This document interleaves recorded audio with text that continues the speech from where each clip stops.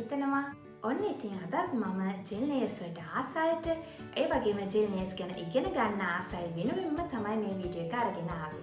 ඉතින් මම කලින් වීඩියෝස් වලින් කතා කරේ එක්ස්ටෙන්ෂන් එකකින් ජෙල් නේල්ස් හදාගන්න ක්‍රම ගැන. ඒත් මට අද හිතුණා එක්ස්ටෙන්ෂන්ස් දාලා දිගට නේල්ස් හදාගන්න හැමෝම කැමති නෑනේ. අපිට තියෙන ස්වාභාවික නියපොත්තු කොටට ලස්සනට තියාගන්න කැමති අයත් ඉන්නවා. ඉතින් ඒ වගේ අයට ජෙල් වලින් නේල්ස් ලස්සනට හදාගන්න විදිය ගැන කතා කරන්න. එහෙනම් ඉතින් අපි බලමු අපේ ස්වාභාවික නියපොත්තු ජෙල් යොදාගෙන ලස්සනට හදාගන්නේ කොහොමද කියලා. ඉතින් මේ තියෙන්නේ මගේ ස්වාභාවික නියපොත්තු.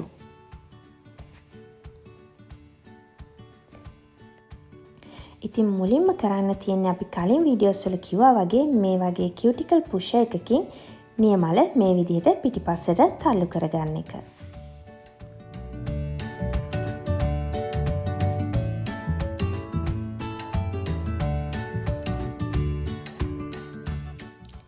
ඊළඟට මේ වගේ නේල් ෆයිල් එකකින් අපිට අවශ්‍ය හැඩයට නියපොතු ටික මැද ගන්නවා.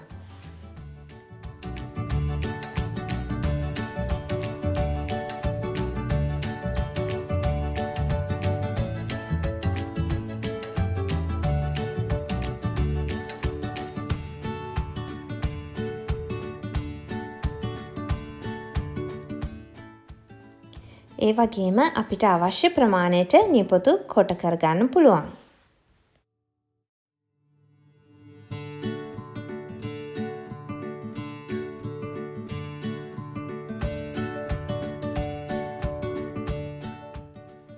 ඊළඟට තියෙන්නේ අපේ නියපොතු වල දිලිසෙන කොටස මැදගෙන ඉවත් කරගන්න. අපි කලින් වීඩියෝස් වල දැක්ක විදිහටම මේ සැරෙත් නියපොතු වල දිලිසෙන කොටස ඉවත් කරගන්න ඕනේ.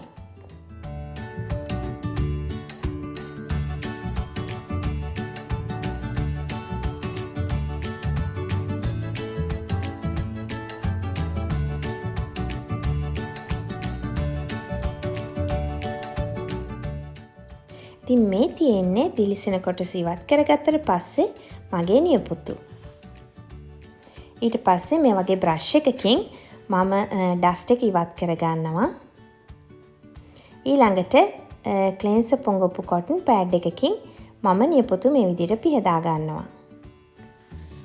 දැන් ප්‍රයිමර් එක අපි ආලේප කරගමු.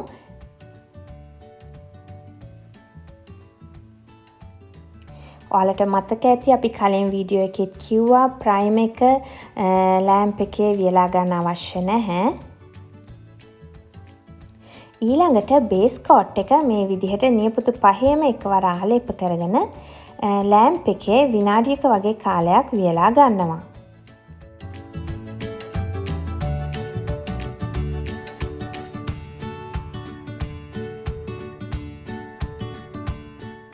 ඉතින් ඔයාලට පේනවා ඇති මගේ මැද ඇඟිල්ලේ නියපොත්ත අනිත් නියපොතු එක්ක බලද්දි පොඩ්ඩක් කොට වැඩි කියලා.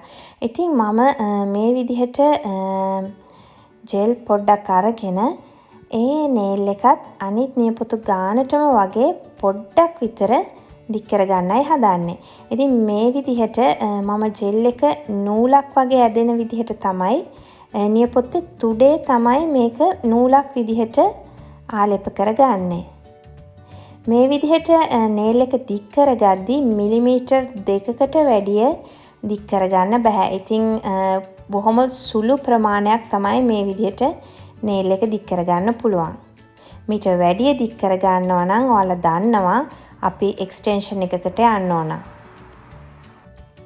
ඉතින් මේ විදිහට ගාගත්ත ජෙල් එක මම ලෑම්ප් එකේ වියලාගෙන ආයෙම සැරයක් ඉස්සෙල්ලා විදිහටම ජෙල් ටිකක් නියපොත්තේ තුඩේ ආලේප කරගන්නවා.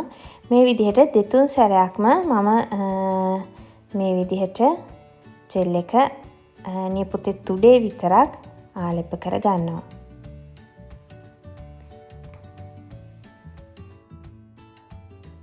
ඉතින් මම අද පාවිච්චි කරන්නේ ස්කින් කලර් ජෙල් එකක්. ඉතින් ස්වාභාවික නියපොතු ජෙල් වලින් හදාගද්දී ඔයාලට පුළුවන් ස්කින් කලර් එකක් එහෙම නැත්නම් ක්ලියර් ජෙල් එකක් උනත් ආලේප කරගන්න. මේ විදිහට පින්සලෙන් පොඩි ප්‍රමාණයක් අරගෙන මම නේල් එක මැද්දට මේ විදිහට දාගෙන හිමින් නියපොත්ත පුරාවටම මේ ආකාරයට ආලේප කරගන්නවා. ඉතින් ඔයාලට පේනවා ඇති මම වම් අතින් දකුණු අතින් නියපොතු හදන්නේ. ඉතින් පොඩ්ඩක් කන්ට්‍රෝල් මදි ගතියක් තියෙනවා. ඒක සාමාන්‍යයි අපිට වම් අත හුරු මදි හින්දා. ඉතින් හැම වෙලේම නියමලේ වදින්නේ නැති විදිහට ඔයාලට මතක ඇති අපි ඉස්සෙල්ලා වීඩියෝ එකෙත් කතා කරා. නියමලේ ජෙල් වදින්නේ නැති විදිහට තමයි අපි ජෙල් එක ආලේප කරගන්න ඕනේ.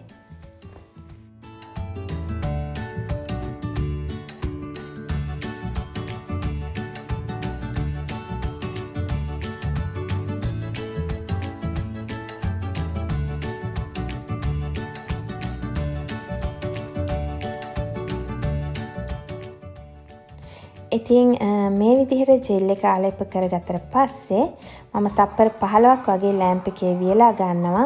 ඉතින් මතක තියාගන්න හැම වෙලේම එක නේල් එකක් ඉවර වෙච්ච ගමන්ම ඉක්මනට ඒක ලෑම්ප් එකේ තප්පර 10ක් 15ක්වත් වියලා ගන්න ඕනේ අනිත් නේල් එකට යන්න කලින්. ඉතින් මේ විදිහට නියපොතු ඔක්කොටම අපි ජෙල් එක ආලේප කරගන්නවා. නියපොතු 5ටම ජෙල් එක යොදාගෙන ඉවරනට පස්සේ මතක ඇතුව විනාඩියක් වගේ කාලයක් සම්පූර්ණ අතම ලෑම්ප් එකට දාලා වියලා ගන්න ඕනේ.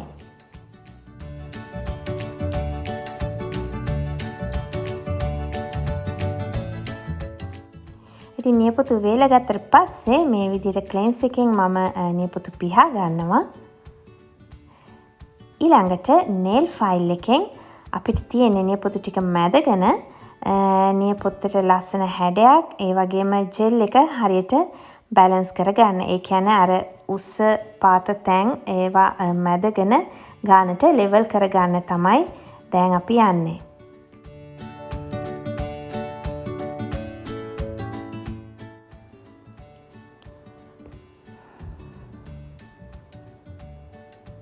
මේ විදිහට නියපොතු 5ම මැදගත්තට පස්සේ nail buffer එකකිනුත් මේ විදිහට මම නියපොතු මැද ගන්නවා.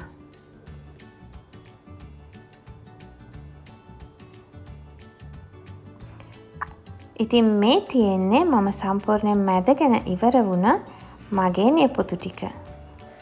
ඉතින් දැන් ඔයාලට කැමති විදිහට කලර් එකක් හෝ nail art එකක් මේකට යොදා ගන්න පුළුවන්.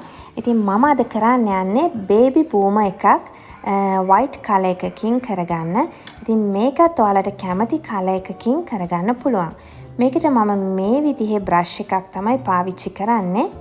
මේ විදිහට color එකෙන් පොඩ්ඩක් අරගෙන බොහොම සැහැල්ලුවට ඒ කියන්නේ ගොඩාක් පින්සල තද කරන්නේ නැතුව මේ විදිහට ටික ටික color එක nail එකේ apply කරගන්නවා. ඉතින් මම අර කලින් කිව්වා වගේ මම වම් අතින් වැඩ කරන නිසා වම් අත ටිකක් හුරු මදි නිසා ගොඩක්ම නීට් එකට එන්නේ නැහැ කියලා ඔයාලටත් පේනවා ඇති. ඒකට මම උපරිම try කරනවා පුළුවන් තරම් නීට් එකට ගන්න.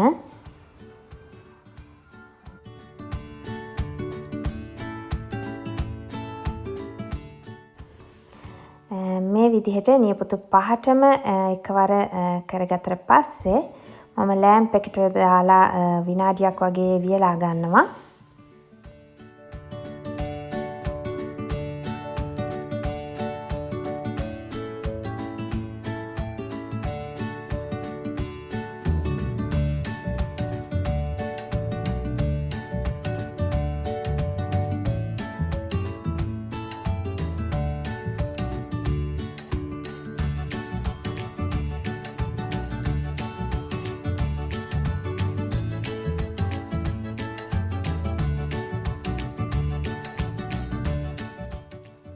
ඉතින් ඊළඟට මම ගොඩක්ම ආස දෙයක් තමයි stones. ඉතින් මේ විදිහට එක නියපොත්තකට මම stones ටිකක් අලව ගන්න තමයි යන්නේ. ඉතින් සාමාන්‍යයෙන් මම stones අලවද්දී clear gel ටිකක් ගා ගන්නවා. ඔයාලට පේනවා ඇති.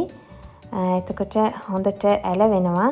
ඒ කියන්නේ අපි මෙහෙම අලව ගන්න ග්ලිටර් එකක් හරි ස්ටෝන්ස් හරි ඕනම දෙයක් අපි ඊළඟ රීෆිල් එක කරනකම්ම ගැලවෙන්නේ නැතුව තියෙන්න ඕන. ඉතින් ඒක හොඳට අලව ගන්න ඕනේ.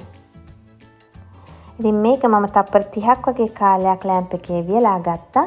ඊළඟට ග්ලොස් එක මේ විදිහට ආලේප කරගන්නවා. මුලින්ම සම්පූර්ණ නියපොත්තේ ග්ලොස් එක ආලේප කරගෙන ඊළඟට නියපොත්තේ තුඩෙත් මම හොඳට ආලේප කරගත්තා.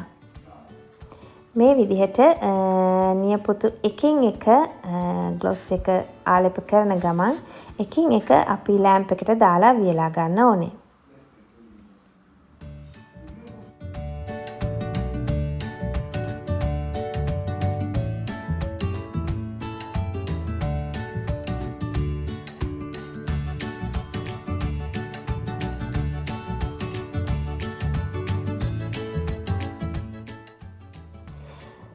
මේ විදිහට නියපොතු පහටම ග්ලොස් එක ආලේප කරගත්තට පස්සේ මම විනාඩි 1මාරක් වගේ කාලයක් සම්පූර්ණ අත්තම ලැම්ප් එකට දාලා වියලා ගන්නවා.